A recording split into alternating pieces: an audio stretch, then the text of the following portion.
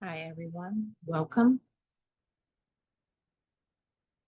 This week, we are going to discuss the healthy diet and keys to a true healthy lifestyle change.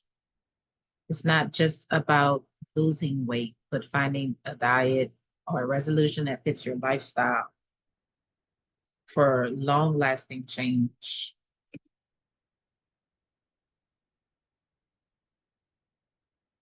So, this week, we're going to discuss dieting 101, sugar cravings, processed foods, intuitive eating, and the best strategies for you for longevity.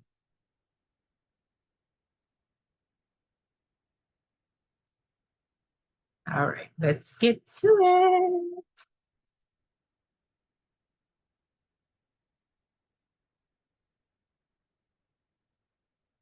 All right, so you have 1 minute to list the names of as many diets as you can. Ready? No cheating. Set.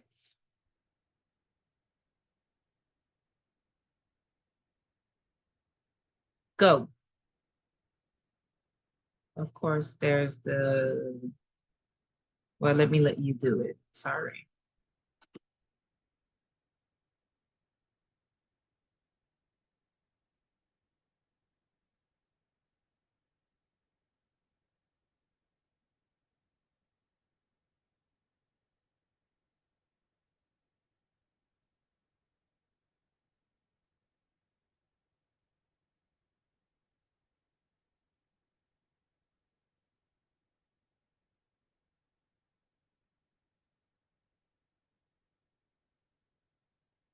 20 seconds left.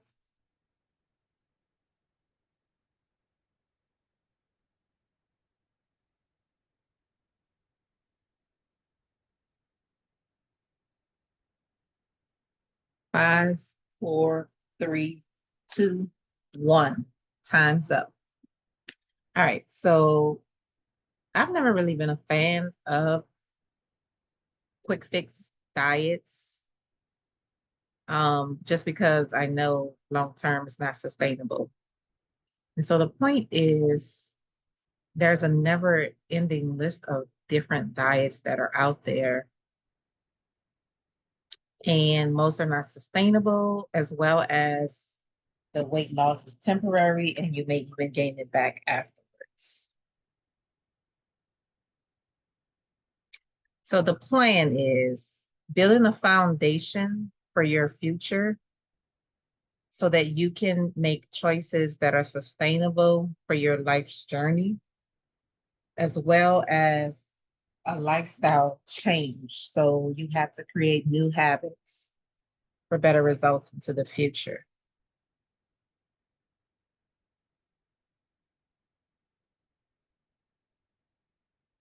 Why do some lose weight easier than others? There are many different things that affect this. It could be metabolism, male and female, how old you are, your weight and body composition as well. Those with higher resting metabolic rates burn more calories at a faster rate than other individuals.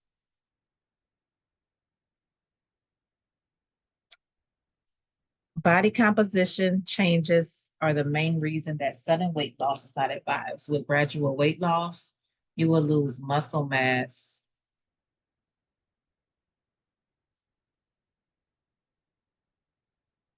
Sorry, without if you when you lose weight fast, you're losing muscle mass and keeping body fat. And it's the opposite with gradual weight loss. You're gaining muscle mass and losing body fat, which will make you look slimmer. However, there is a chance sometimes that the weight in number pounds doesn't change drastically, but you'll notice a difference when you look in the mirror, which is very important. How do we determine our resting metabolic rate?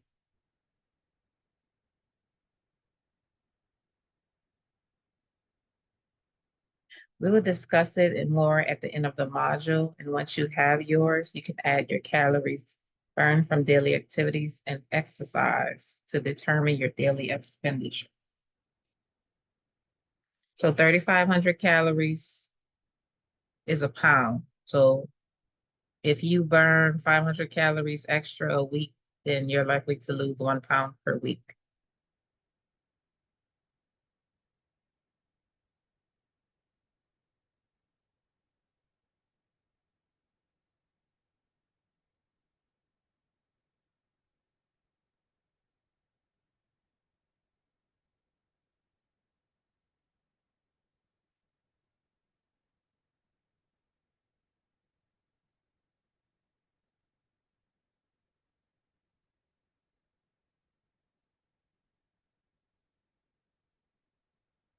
All right, so of course we know there is carbohydrates, proteins, and fats. And there are such as healthy and non-healthy options in each category. Continuing with the theme of keeping it simple, you don't need to track macros unless your current plan is not working. So we are going to discuss two great impacts that you can make in improving your diet, sugar intake, as well as processed foods. We'll discuss two diet strategies that you can follow for lifestyle change. They're super easy to follow for short term as well as long term. All right, so plant and dairy protein sources. Resting metabolic rate equations are below. This is optional and for your information only. If your weight loss is progressing as planned, it will not be that important. There's also a link you can click or type in your browser um, if you prefer that.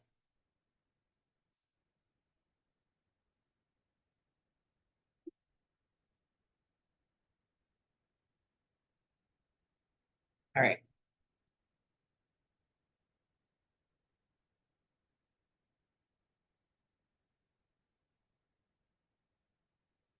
So you're gonna do, if you're a woman, 4.35 times how much you weigh in pounds, plus 4.7 times your height in inches, minus 4.7 times your age in years.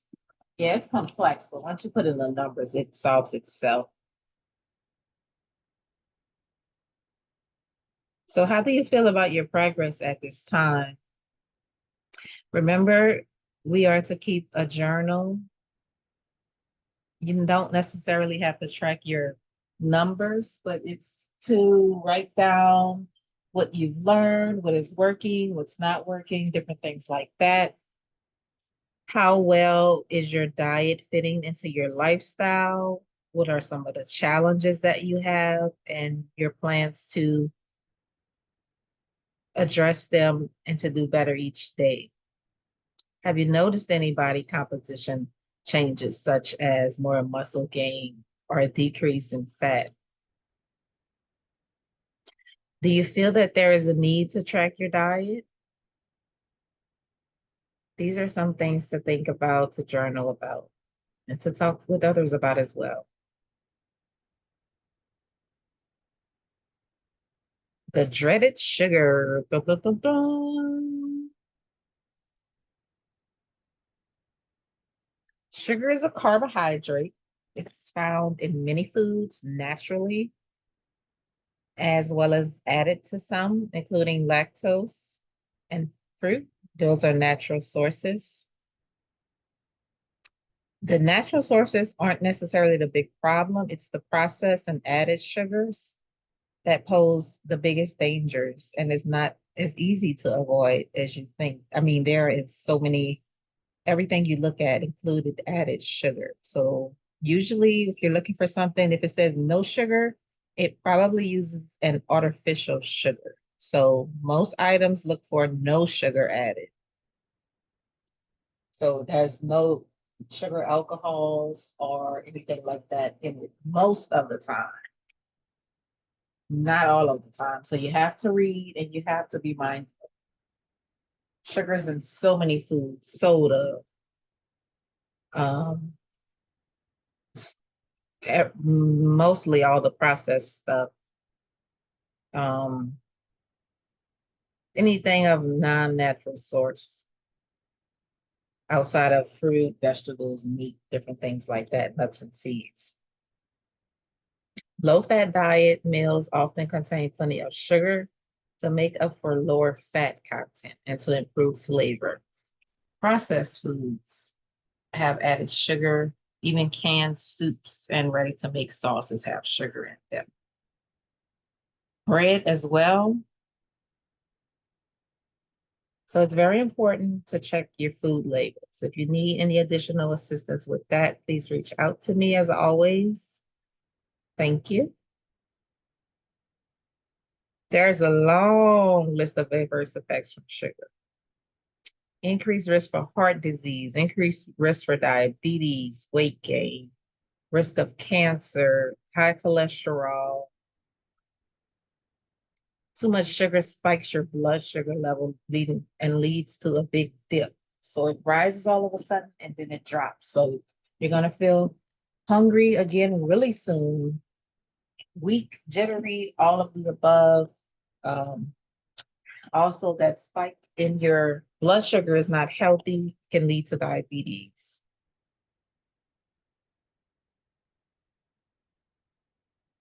This is the main reason why sugar is so heavily linked to diabetes, as it encourages you to keep eating more sugar. So if, for example, below, if you spike your blood sugar in the morning by eating pastries or sugar, you're more likely to eat up to double the food during the day. Commit to a balanced blood sugar in the morning and watch your health change. Here are some common foods high in sugar. Please review. You can pause it if you need so that you can look at it in detail. I'll just name some things that are high in sugar. Yogurt, low-fat ice cream, breakfast cereals, sauces, salad dressings, canned food, processed food, muffins and cakes, of course, to name a few. Many items also have hidden sugars. Look for any mention of syrup, high fructose syrup, different types of syrup, or words ending in OSE. So that is processed sugar, agave, nectar, brown sugar, cane sugar. You know, we see all these different names, but they are all the same thing. Dextrose, fructose. Organic evaporated cane juice is still sugar. Glucose, fructose, sucrose, maltose, all of those things. If you limit your processed foods, you automatically limit the amount of sugar. For example, eating whole foods, non-sweet oatmeal, grits, eggs, protein, meat, beans, nuts, seeds, water, tea, coffee. These things do not have high sugar content if you buy from the right source. Because some sources, of course, pack things with sugar. So try to stick to the non-processed items. Decreasing your sugar cravings, okay? If you tend to lack focus and have brain fog, you may have too many fats and sugars in your diet, okay? Protein will help slow down the rate that sugar is released, which keeps a sustainable blood glucose or blood sugar level. So if your protein intake is on the low side, your sugar can fluctuate, which is going to cause you to be feeling more hungry more often, and it's going to cause you to overeat, which is common, which I fall trap to daily. Still a struggle for me. I'm learning as you are, and it's a really great journey to be on. As your body gets used to fueling itself with fats and not sugar or carbs, it can break fat into ketones and use it for energy. Because it is not using sugar that keeps you feeling fuller for longer. It turns off sugar and carb cravings. All right, so I believe I discussed before, but I'm not sure. Um, there's a such thing as a simple carbohydrate and a complex carbohydrate. So you want to aim for more complex carbohydrates, which basically are from natural sources. Simple carbohydrates spike your blood sugar levels.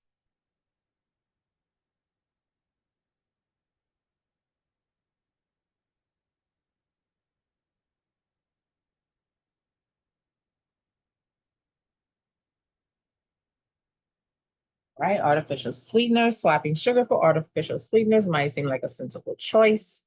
There's lower calories, so they might be better, right? Well, not necessarily. Sometimes more extreme than sugar. Sweeteners can change the way your body uses glucose, which has a knockoff effect on sugar cravings and calorie intake in general.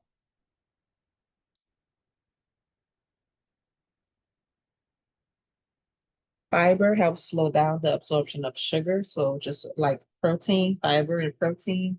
So you want to include proteins and fiber in each meal. So fruit, veggies, eggs, beans, nuts, and seeds, different things like that. You want to try to include one or two of those items in your each meal, at least a protein and something with fiber, a fruit or a vegetable.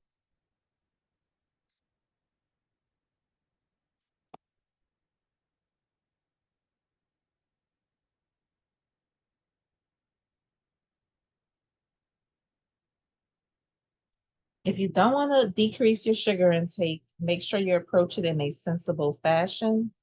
Think of strategies that can help you decrease sugar over time. Consider finding healthy alternatives for the foods you crave the most. Consider limiting sugary treats to once a day and then gradually decrease the weekly occurrence. The bottom line is to find what works best for you. If you drink 6 sodas a day, try to drink 4 or 5. Little by little, step by step, you'll reach your goal. Don't give up on yourself.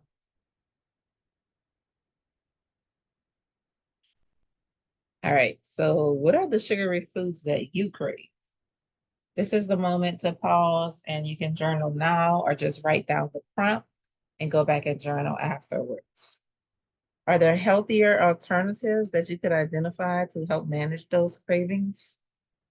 If you're struggling with general craving for sugar, have you looked at your macro balance? What adjustments could you make? Processed foods and refined grains.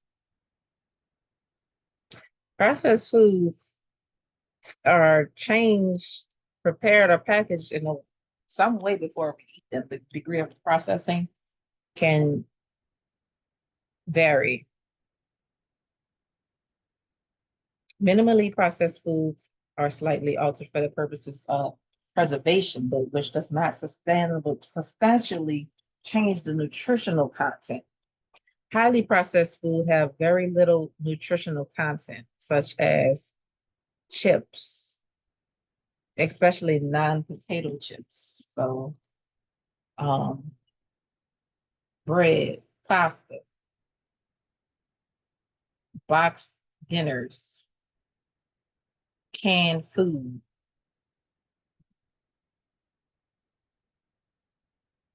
anything that's not preserved as fresh. We are not concerned about the minimally processed foods, but those who are highly processed. So we need to reduce these processed foods, hamburgers, pizza, donuts, fries, all the good stuff, right? But once you start having those lifestyle changes and modifications, you're not going to want these items or much of these items anymore because you'll see the harm that it does.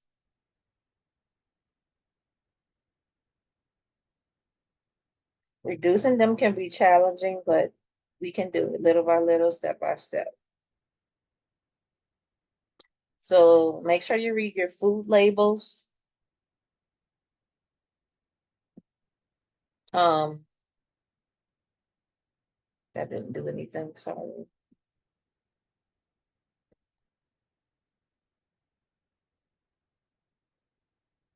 Oh no,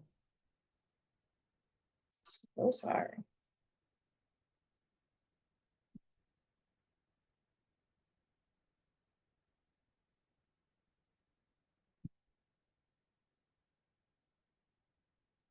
All right, y'all gonna have to bear with me one moment, please.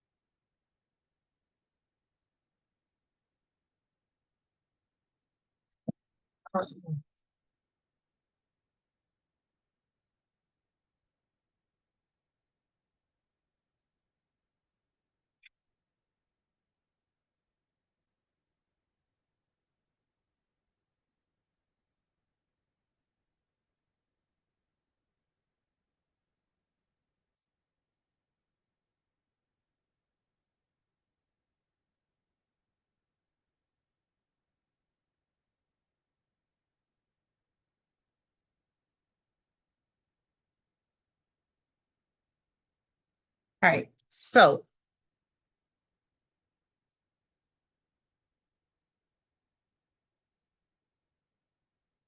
all right, I apologize. Back to reading food labels. Thank you for your patience.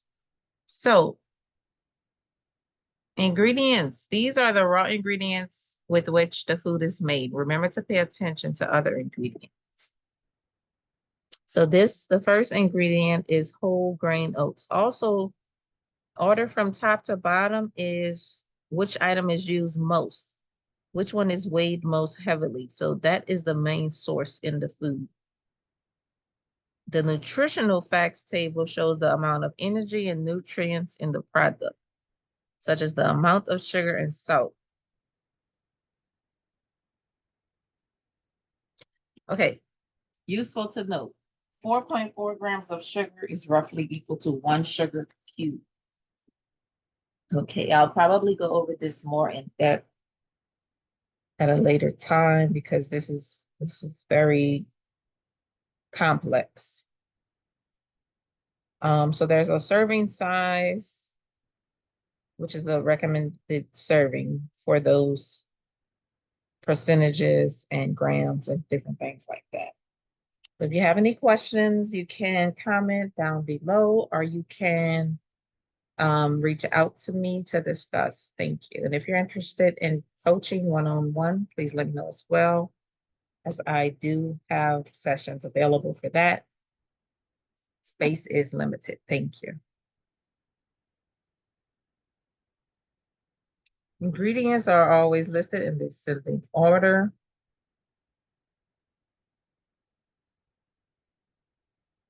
For example, so like I said, the heaviest weight item is listed first. So if the food has a sugar listed as the first ingredient, it will be a much worse choice than a food that has sugar listed at the bottom of the list. Always look at the name of the ingredients.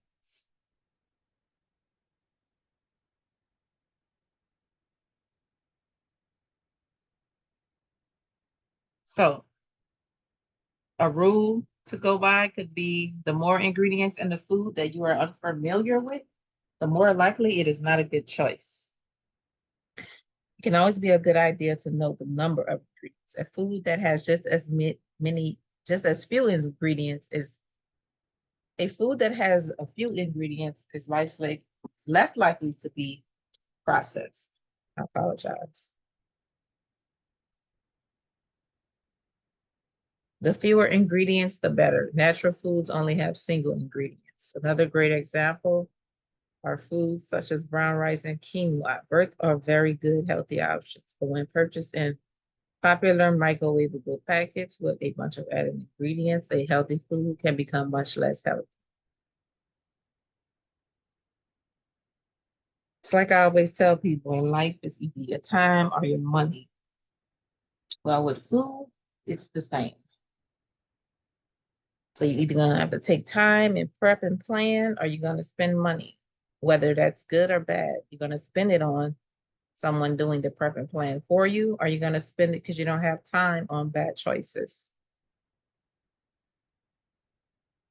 Pay attention to the serving size. I know what always gets me is the sweets. So it is true when you eat things that have no nutritional value, you're going to want more and more and more because it's not doing anything for you or your body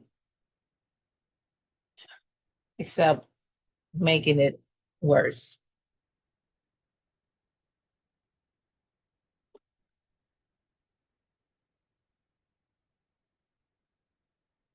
All right, so box number one has a serving size of 1 cup. Box number two has a serving size of a half a cup. Okay. All right, so calories from box one, 110 calories for box two, 160. So seems like this food on the right side is worse because you get more calories, more fat, more salt, more added sugar, and you're eating less, a half a cup versus a cup. And also the vitamins and minerals are less in that one as well. As I always say, it has little to no nutritional value.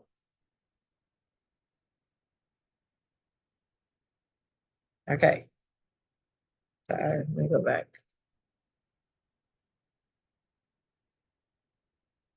All right.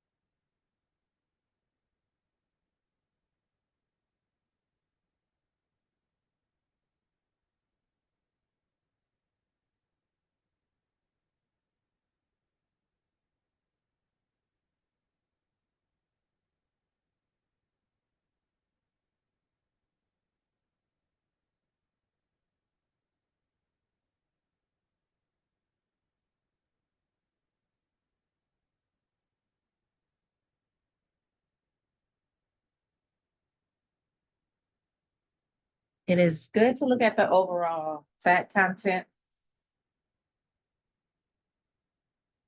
But also notice the type of fat because saturated fats are much less concerned. But we do not want to be controlled. We do not want to control the amount of saturated fat versus unsaturated fats.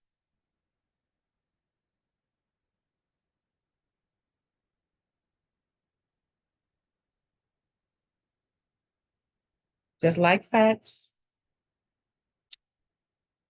we are not concerned about the amount, but the type.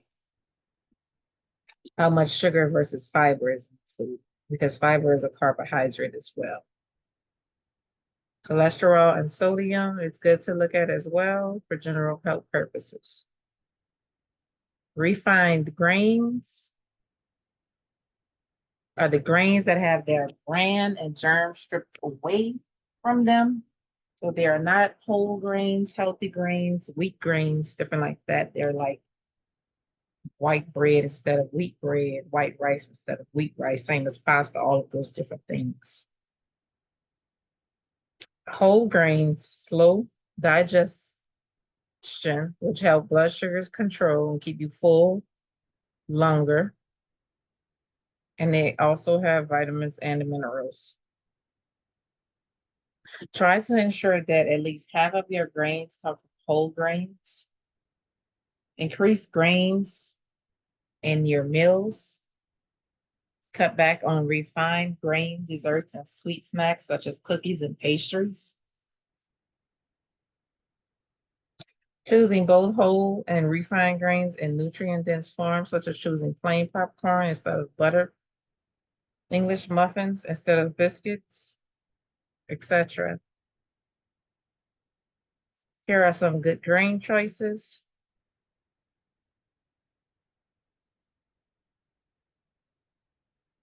Brown bread may have artificial colors and not whole wheat. That's why it's important to read the labels.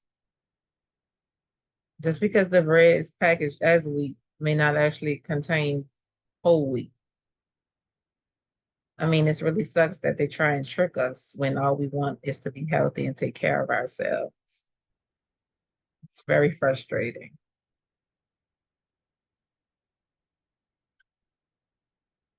Quinoa has become popular. The manufacturers will try and capitalize on the popularity by selling processed foods labeled as quinoa, which it really sucks because if you're busy, you're going about your day, you just see quinoa. Okay, that's a good choice. But then you realize you didn't pick up the correct, healthy, non-processed, non-genetically modified one. It's really crazy. Some whole grains are brown rice, quinoa, couscous, barley, whole oats, whole wheat, buckwheat. All right. So for your journal prompt, how much of your diet comes from processed foods? What would be some healthier alternatives for the foods listed above? Do most of your pasta and grains come from whole grain sources? If needed, do you have the strategies for adding whole grain sources? Trust your intuition. Eat intuitively. Okay. Sit down. Try not to sit in front of a TV when you're eating. Being mindful, evaluating what is in your body. What are you consuming? There are different intuitive approaches. Intuitive eating does not emphasize weight loss.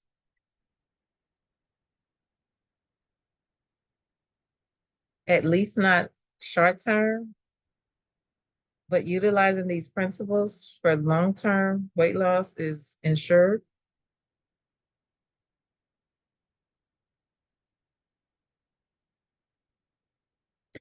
Okay, so everything may not apply to everybody going forward for the rest that we have to discuss. So just note that if it pertains to you, take down your notes, pause the video, do what you need to do so that you can be successful.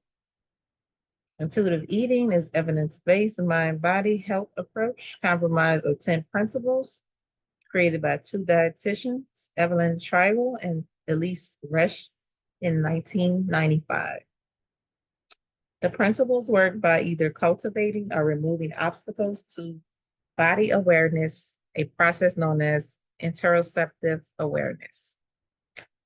Intuitive eating is a personal process of honoring health by listening and responding to the direct messages of your body to meet your physical and psychological needs. And this is just about life in general, listening to your body, what it needs, what it wants. It needs a break, it needs nutrition, it's dehydrated, it needs water, it needs rest, etc. It needs healing. All right, so the first principle of intuitive eating is